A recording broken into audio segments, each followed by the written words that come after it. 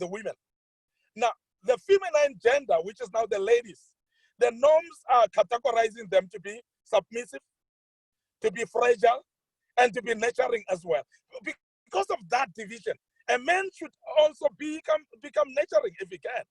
A man can be fragile as well. Let's accept that. A man can be submissive as well. Let's accept that.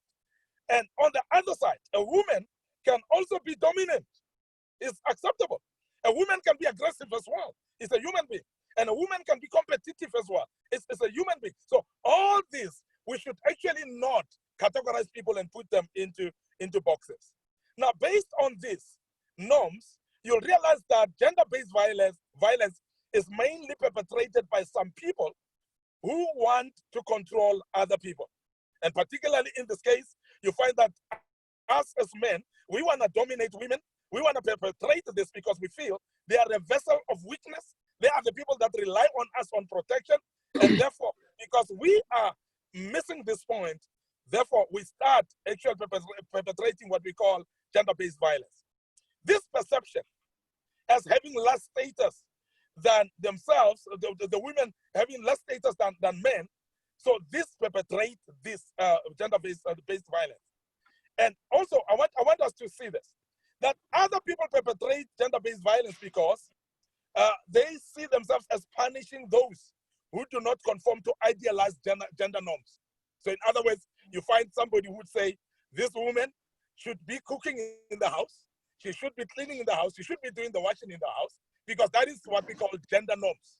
Now, the gender norms, you see them not being done, you start saying, I'm punishing you because you're not cooking for me, you're not cleaning for me, and you're not washing for me.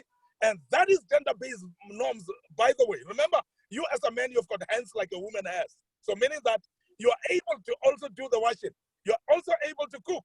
You're also able to do anything that the woman should do. So it should not be described that it's only a woman that's cooking. So if you look at it that way, you'll see that what makes gender-based violence to be rife in our communities sometimes is because men would love to punish their women because they feel that they're women.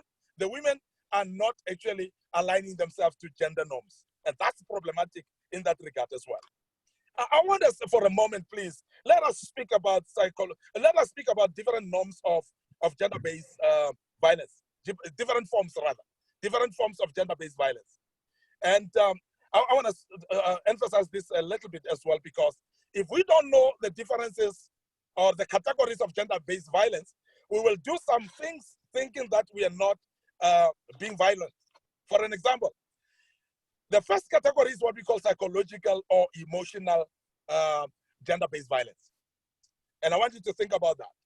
So gender-based bullying, for instance, where boys, when a girl passed, you start saying, dude. You start feeling that she's a victim of you as men, as sitting at the corner wherever you're sitting. And as boys, you start making a girl to feel uncomfortable in your presence, whereby a girl is feeling uncomfortable when she's going to pass by where a young man or men are sitting. And that's what we call gender-based bullying. Now, there's what we call sexual harassment. Sexual harassment is people that either force themselves into somebody sexually. In other words, you could actually be touching somebody where they don't want to be touched, and you force them, or you twisting their hand, trying to force yourself into proposing them as a young man. And also, it could actually be categorized as a level of forcing yourself sexually into somebody.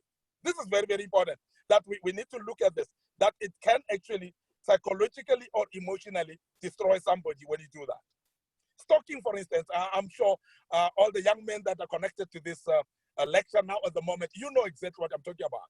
Stalking is whereby you could be following somebody on a social media, on a Facebook, for instance, and you're following them and you are actually putting in some writings that they don't like, or following them wherever they are. You could physically also stalk people where you're driving behind them and check where they're going, check where they are, check what they're doing and things like that.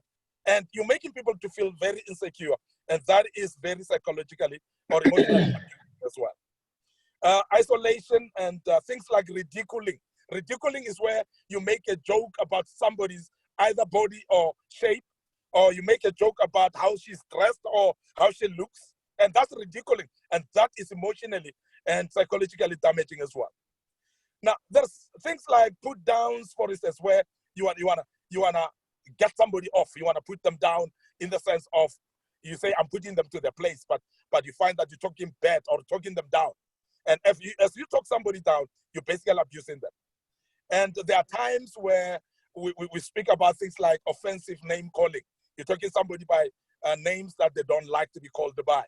And you can imagine those type of names of ridiculing people through the names. Intimidation as well, you find young men intimidating young girls, and that's not acceptable at all. And jokes, I'm somebody who's not a great supporter of jokes. And I always say to my accomplices and people that are my friends, I tell them, I don't like even comedy. I don't even like comedy for the reason that most of the comedy, stand-up comedies, they're joking about people. If you're going to stand up and talk about somebody and say he's having a big head and he's ugly, and you're demeaning people. And I cannot laugh at that. Even if I was to listen to a comedian who's speaking bad about people and want me to laugh, and that's the reason that I said to people, I would not even pay my money to go and listen to somebody who ridicule people. And it happens often, whereby we run down people, we talk bad about people, and we say we are joking. And sometimes young men likes joking about sexual availability of girls and say, that one is cheap. That one I've slept with her. That one I've done this to her. That one is that. And that is not acceptable as well, because what it does, it abuses emotionally as well. I want us to go to the next one called sexual violence. And this is very common in our families.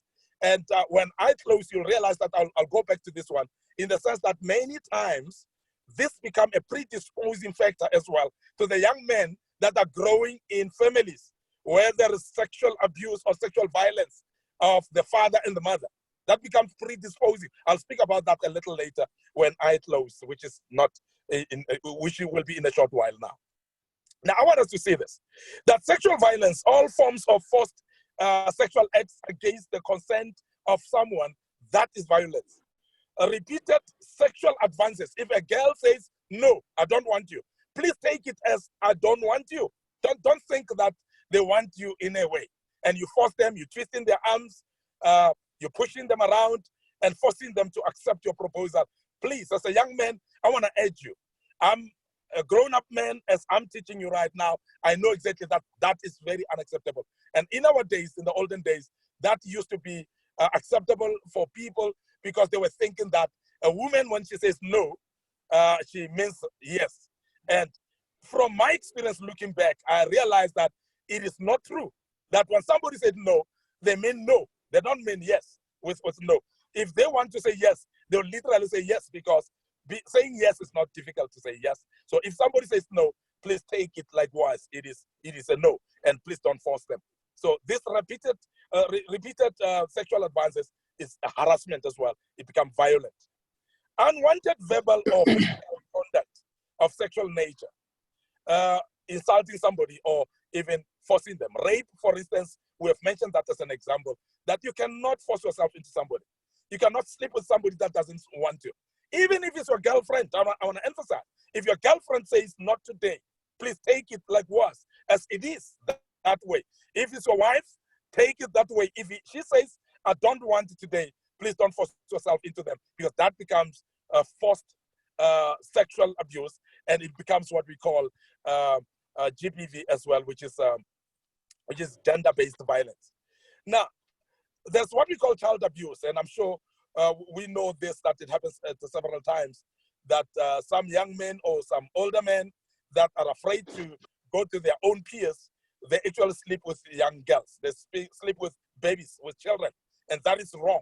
And that can be, that must be condemned in this lecture right now. That is very unacceptable. If it's somebody that's far younger than you, somebody that cannot make their own decisions, don't even try. Don't even be interested in that regard, because this is becoming rife in the society, especially in South Africa, and that cannot be acceptable as well. And I want to condemn it dismally right now, that child abuse, sexual abuse should not be acceptable at all.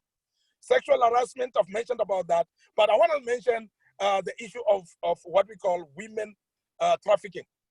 Women trafficking is whereby particular men, they establish a system either of a brothel or a system of taking girls to go and sell them sexually outside, or make money by letting these girls sleep with men and this men pay to them.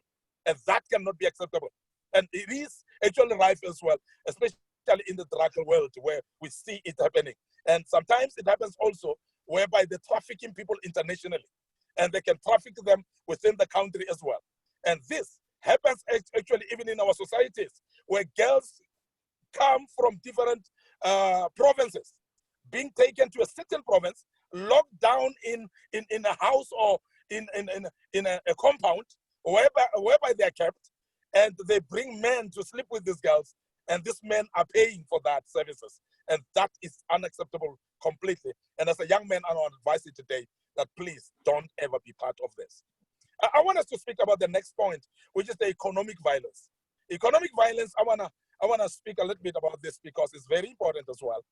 That there are men that deprive their ladies or even their wives or even their girlfriends of basic necessities because they are saying, I'm punishing you because you don't want to, in exchange, sleep with me.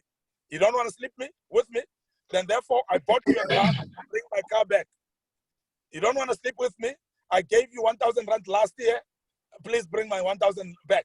I bought you a watch, so bring my watch back. That is abuse. And that is gender-based violence as well. Because if you give somebody out of free will, you are not buying a body for that. So please, I want to urge you that we become careful as well in the sense of economically how we do. Because if you support somebody, support them whether they're sleeping with you or not. Controlling earnings of victims. Sometimes you find men that control women with their money, how they should use their money. They want to take even the salary. We have got, I know, examples of men that even want the whole salary to drop into their own personal account, the salary of the wife or the salary of the girlfriend, and he will be dishing out some few cents for the lady to use, but the salary belongs to the man, while it's the woman that has worked. And that cannot be acceptable as well. And that is controlling earnings of victims as well. Now, forbidding victims' employment or excluding them from decisions as well. There are times where you find a man says, no, I don't want my woman to work. And you think you're speaking that out of caring. It cannot be out of caring because work, I must emphasize, is not all about earnings. It's not all about money. It's actually when somebody goes to work, they go there to meet people. They go there to open up their bounds of relationships with people. They are going there also to open up their minds, to learn and to develop a lot of things in the world. Work is not only about money. And I want us to understand that don't stop your wife or your girlfriend to work and say, no, look after you. And sometimes you say that because you want her to stay at home because you think she will be having other relationships after that. I want us, before we go towards closure today, just to I want to mention what we call predisposing factors of gender-based violence. I want to speak about 3 of them today because they are the most prevalent ones. They are most important ones at the moment. And I want to speak about those before I jump into how can we then eradicate gender-based violence, which would be my last topic on this talk. Now, let's talk about the predisposing factors. The predisposing factors of gender-based violence sometimes generally is what we call alcohol abuse. And I personally advise young men, if you have not yet started drinking, don't even try to start. Because alcohol, to be honest, there's nothing that you can write home about alcohol that is good. There's nothing that you can say, alcohol makes me to think better. Alcohol makes me to be innovative. Alcohol makes me to be successful. Alcohol makes me to be respectable. Alcohol makes, you can never mention that to me at all because there's nothing that alcohol will do except that it confuses your mind generally and it makes you sometimes to feel like a hero. And sometimes many men are abusing women because they will claim because I was drunk. If drinking makes you to beat up people, then you better as well stop drinking. And I want to urge you to think straight about alcohol. And I'm urging each and every one who's listening to us today that alcohol generally, even in families that are drinking, the father and the mother, it actually predisposes the children as well, because the father and the mother sometimes fight over things because of alcohol. And as they are fighting because of alcohol, the children are learning from that as well. They basically follow that. And that cannot be acceptable at all. And I want to emphasize it, not because I'm not drinking, but I am somebody who believes strongly in academics as well. And I urge and teach young men to go into studies, learn, and be educated. And when you are educated, you'll realize that sometimes when you look down at things like drinking, you'll realize that it wastes much of your time. And I urge young men today that develop what we call purpose, or what we call destiny. And destiny, when you know your purpose, you'll realize that your purpose will keep you so much busy that you'll never be bored. You'll never even need to go and say, I'm going for a hangout with boys or people that we're drinking together. You don't even need that when you've got a purpose. I really honestly say this, that I'm so busy that I would not even have time to go to a beer hall, even if I was drinking. I'm very busy, and you can be as well. And I want to urge you. Drug abuse, for instance. Maybe while I'm speaking about drug abuse, I want to emphasize today that we are working together as Young Men Empowerment Forum. We're working together with a foundation called the Begimi and the Foundation. If you go to my Facebook page, you will see some videos that I've posted on regarding this. That if you're dealing, because I see there are some mothers that are actually listening to us with their young men. If your young man or your boy is busy with drugs, because drug abuse is one of the predisposing factors. So we are dealing with those, and Begimi and the Foundation, you can write it down, and there is a Facebook page for that Begimi and the Foundation as well. Or you can contact me directly on my inbox. I can connect you with them if you are dealing with a young man or a boy that is already into drugs. So for rehabilitation, we deal with that as well, and we can help you on that. But I want to mention that drug abuse become a predisposing factor for gender-based violence as well. And that becomes very, very problematic. And I want to mention the third one, which I think is very important as well. The third one is lack of respect amongst couples in the family. A man or a wife and a husband that don't respect each other in their family, they're basically predisposing their children to gender-based violence. I know I've dealt with couples, I've counseled the couples that are fighting and forever fighting in their homes. And when you look at their children today, their children feel that if it's a boy, he feels that a woman is somebody to be punched and to be beaten, because he has seen the father punching the mother like a punching bag. And I want to urge you, as a young man listening to us today, that your dear wife or your dear girlfriend, she's not a punching bag. She's not there to be punched and to be beaten up by you. You must respect her as a human being. You must respect her decisions. You must respect what she thinks. You must respect her suggestions as well. And you can be able to do that. I am today 20 years married with my wife. I've never raised a finger on her. I've never even raised my voice on her, because I've decided that she's a human being who's complete in mind, and she can give me advices that I may be having oversight on. And from the point that I decided that I am a man and a woman is a human being as well, I respected women as much, and I continue to respecting them. Maybe let me share this in the meantime on personal basis that might help you as well. I grew up under a single mother who basically looked after us, and she went to work in the farms, and she catered for our education, and she made sure that I complete matric as well. For the 3 degrees that I've done, including master's degree, I've done them after my mother has made efforts to take me up to matric. And after passing matric, I made myself to continue with my studies on my own. And I could do that because of focus. I could do that because of a decision of saying, I'm going to look after myself. I'm going to make sure that I pursue this. Now, for that point of being born from a single mother or grown up from a single motherhood, that made me to respect the women even much more. And I want to emphasize that if you are a young man that is growing under a single mother, respect your mother even much more, because she's acting a mother and a father at the same time. And that can be heroism. For me, that is a hero. If she's able to act as a mother, she's acting as a father for you. You must respect her even much more. When my mother died in 2012, I felt a vacuum in my life because she was my only source of inspiration. She was my father, she was my mother, and she did a great job with me. And today I respect women because of that. And I want to emphasize that before we close with, how can we then eradicate gender-based violence, guys? And I want us to look at this as I close with this. How can we eradicate gender-based violence once and for all? Because we need to eradicate this thing. It's a snake that is rearing its head all the time. And it actually makes me feel very, very embarrassed amongst women when I see men that are seeing women as punching bags. I become embarrassed as a man. Now, I want us just to see on how do we deal with this thing? How do we kill it off? How do we eradicate it?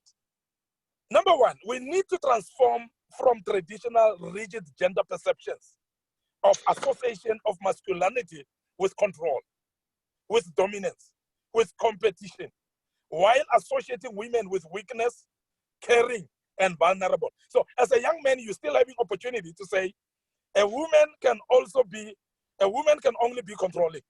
A woman can also be dominant. A woman can only be competitive as well. So you are having opportunity to change your perception, to see a woman that she can dominate as well. You can see her as a president. You can see her as a leader and as a manager and as your director. I remember I worked for about, in one of the companies, I worked for about 12 years under a woman leader who I respect so much even today. She's highly intelligent. She was very, very respecting to us. She guided us and she taught me a lot of my leadership skills. And I must emphasize that she did that not only because she's a woman, but she did that as a human being. And equally so, a man can do that, a woman can do that as well. We must eradicate these perceptions that say a man can control, dominate, and be competitive, and a woman should be weak, and a woman should be caring and vulnerable. We must remove that from our minds. Number two, I'm worried about media portrayal of women as people that are available, people that are vulnerable, people that are sex objects, and so on. I'm having a major problem, and I want to be honest with you. I'm having a major problem with women that post pictures of nudeness and think that is what describes a woman. I'm having a problem with that. And media, when they put up a beautiful girl, they'll put her with a naked picture. And that to me is problematic, because I think media should actually change the perception of the community and the society to make sure that we don't view women as naked people. We don't view women as sex objects. No.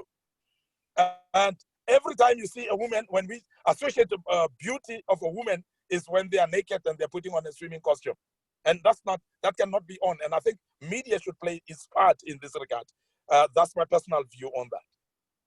Number three, boys and young men, peer groups, they should encourage respect of women instead of promoting and supporting sexual behavior of violence and aggression towards women.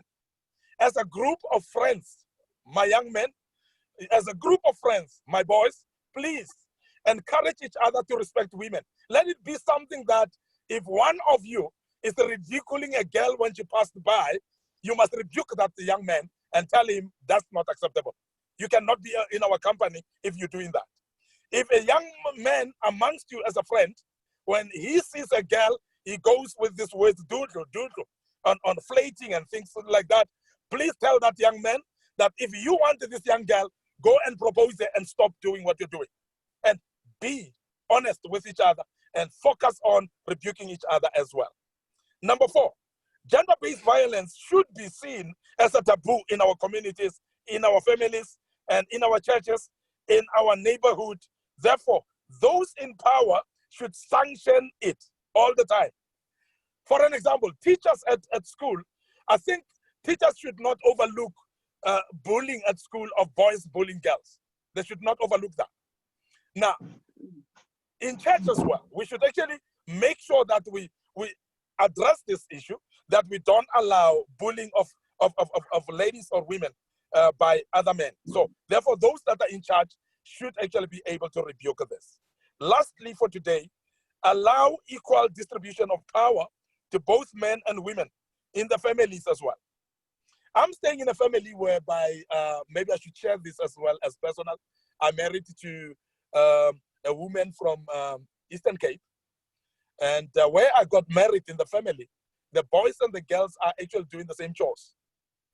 As it is now, I'm staying with the younger brother of my wife. And he cooks for us.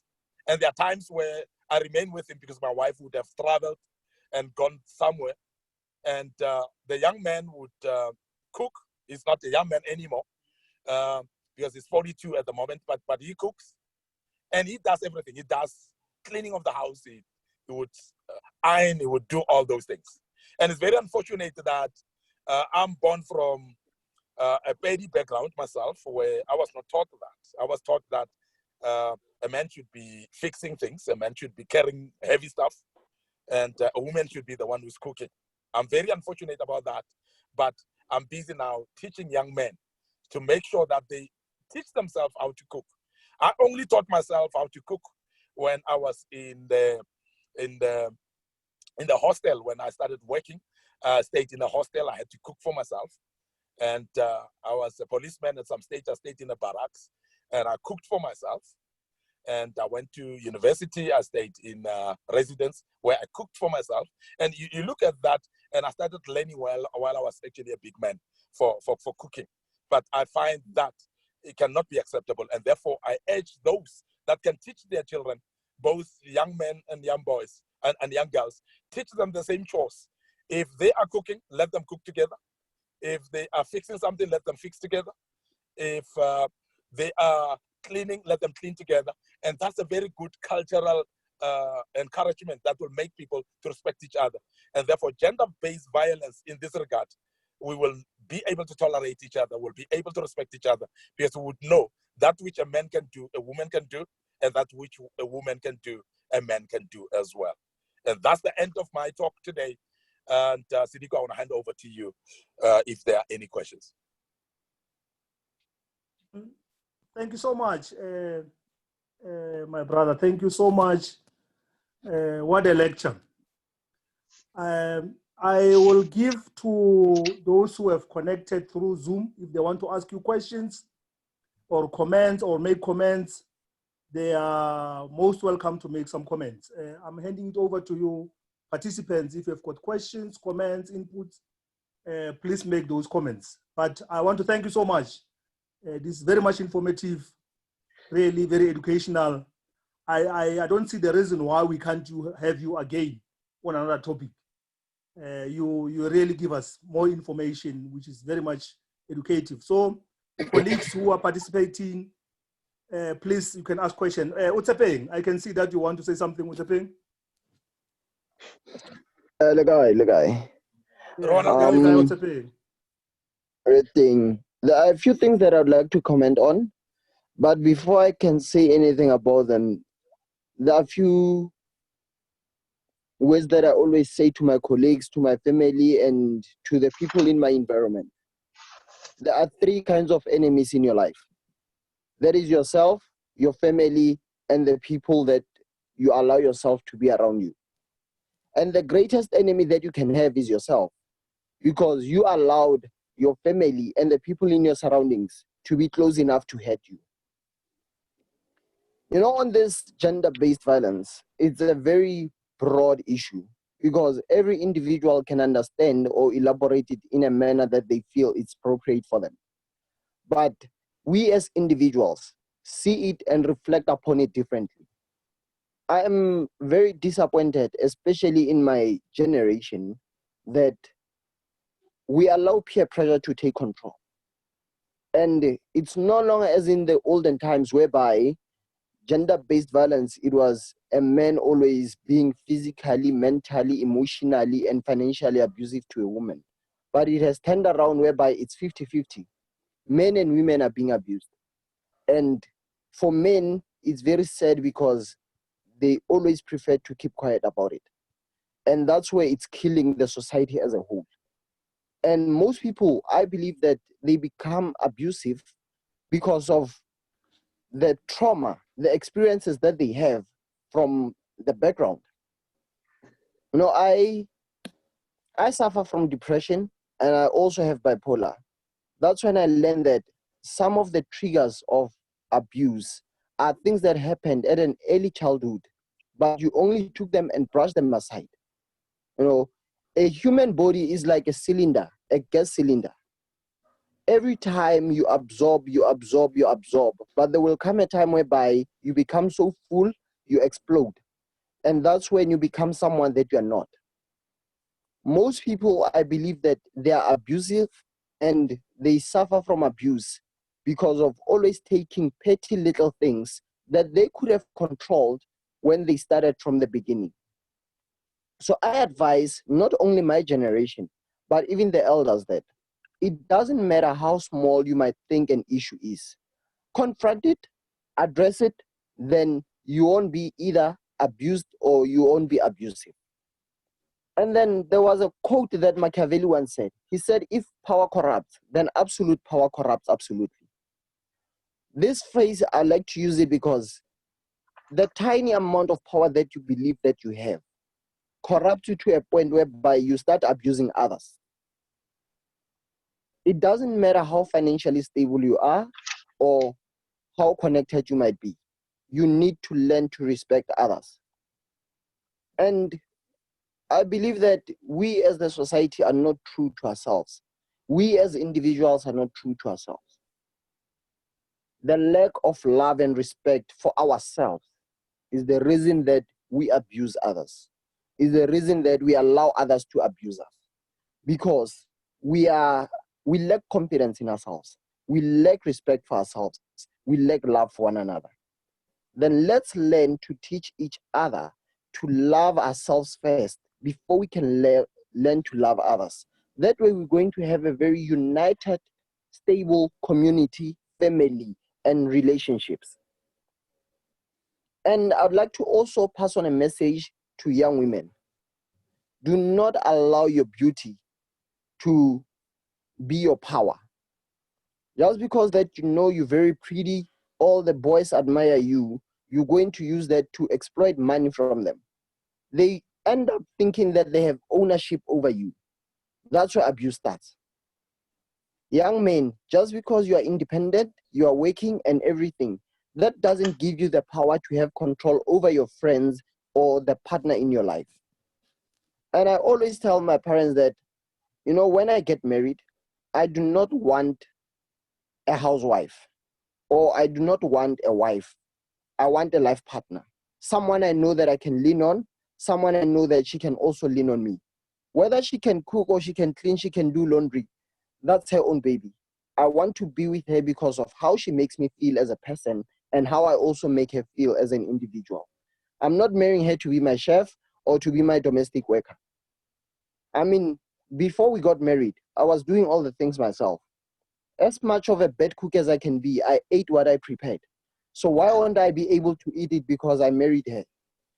We need to stop generalizing and categorizing men and women.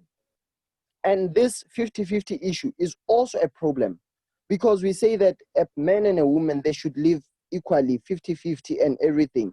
But you find that a man is contributing 100% financially. A woman is contributing 100% when it comes to laundry and cooking. Where is the 50-50 in that? If ever we want to live in a harmonious relationship as friends, colleagues, partners, and everything, we need to stop categorizing things. 50-50 doesn't work. Let's just say that we are all equal in our own different kinds of ways. Every individual, there's an aspect whereby they are able to contribute, and yet there are aspects where they can't contribute. So let's cut the 50-50 gender and differentiations and specifications. Let's all just be equal. I'm a very God-fearing person. I pray every single day. And what I learned is that if ever you put God first in your life, nothing can ever go wrong. You know, there's this very wonderful lady at work. She always told me that she admires how I always walk home on my own after work. She has never seen me associating myself with anyone. It's not that I'm unable to associate myself. It's because I choose who I am supposed to be associated with.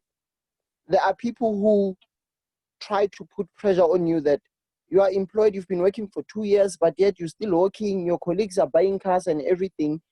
That's abuse, because you are being pressurized into doing something that you are not yet prepared to do. You know, when you go to work and then you carry a lunchbox while they're eating takeaways from different restaurants, they say you're working, but that why are you living like an unemployed individual? Our goals, dreams, and visions are different. Let's learn to respect one another. And I'm telling you from this moment, this one I'm sure, because that's how I live my life. I love myself enough not to allow anybody else to oppress me. This lady I'm telling you about at work, she always said to me, know your place, know your lane, keep quiet. I try those things. But when I feel that this is too much for me, I'm being oppressed, I raise my voice, because I do not want to be hurt by somebody else, and then I end up hitting somebody else because of somebody else's wrongs. So I rather confront the problem from the root cause immediately when it starts. So let's teach our siblings, our kids, our parents that we are all equal. It does not mean that we have to disrespect one another.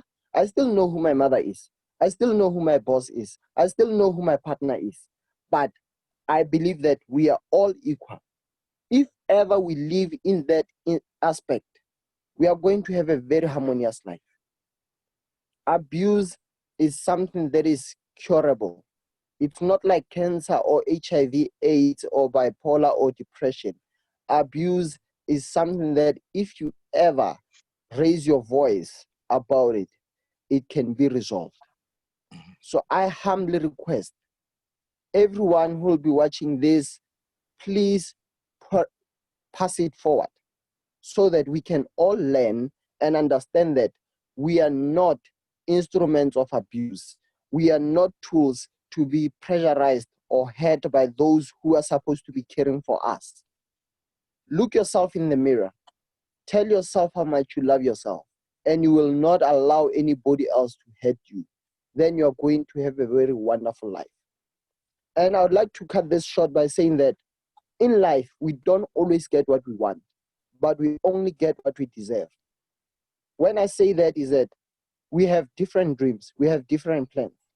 But if ever you feel that the person that you want to be with is not good enough for you because of the treatment that you're receiving, leave that person. That's not who you deserve to be with. You might realize that the person that you have actually set levels for yourself on is way below your standard. You are supposed to be with someone greater, who's respectful, who's appreciative of who you are. But you choose to settle for less because that's what we want. Always accept what you deserve, not what you want, because what you want always hurts you the most because we settle for less. I don't want to take much of your time. I hope that we're going to have another discussion and I'll be present again. But I emphasize, let's stand together united.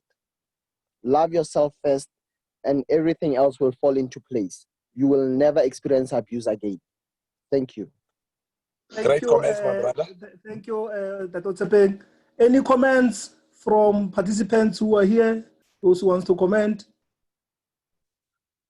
How do I press it? Oh, good afternoon, participants. Afternoon. Hello. Hello, I can hear you. Hello, man. Yes. Yes, we can. Okay. Actually, the young man has just said everything that I usually sit down with the young boys and discuss. Okay, he's actually my son from work. And he has become an amazing young boy. You know, we discuss such topics of respect mom, respect everyone, take them as mom. And if it comes to a push and you feel that now you are being abused, then you can speak up. I like what he has said, and I like how he has grown from where he was to where he is now, strength to strength. And yes, he said, when I call you mom, you must know that I'm going to respect you like mom. Immediately I call you with your name, then you must know that you have actually lost that respect from me through your abusive words. And yes, we really have to mentor our kids. I was hoping that others will be joining just to hear and contribute to this. And thank you so much. I'm so emotional. Thank you so much. Welcome. Thank you. Yeah. When you start something, we don't worry about the numbers, whether we are 100 or we are 50 or we are 2. When you start something, you take the few, better few, but better.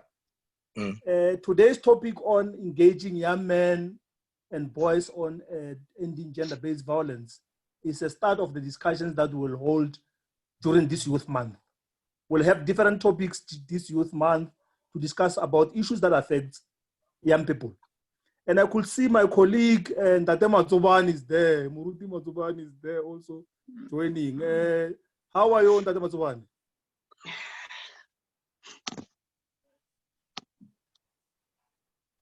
Tate Matsoban? He went away when I called him.